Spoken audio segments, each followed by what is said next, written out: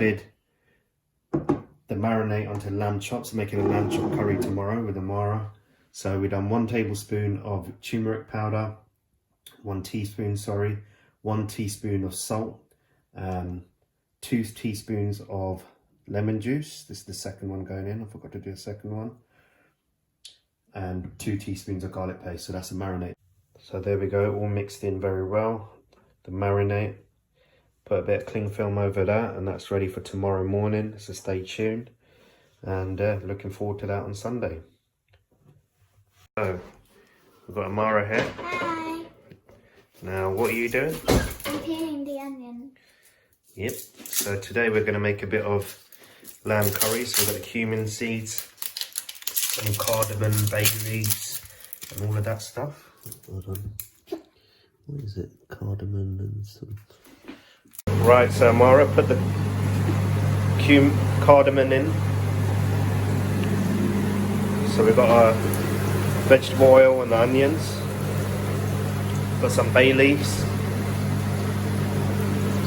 We're going to make a nice lamb curry.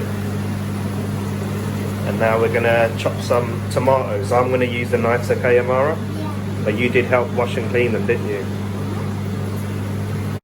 We found a non-sharp normal knife for Amara to use and cut these tomatoes. Well done. She's learned how to cut them.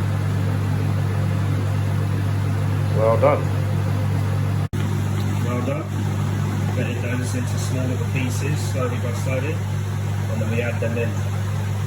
So now we've got the lamb going in there, with the tomato, cumin seeds, Amara's putting in the lamb. Well done. Add some chili powder and then we'll stir that in. Garam masala, a bit of chili powder going into the pot. I'm going to come and show them tomorrow. More than enough there. Okay, thank you. So this is how the lamb's looking now. Just mixing it with all the flavours, the turmeric, the masala.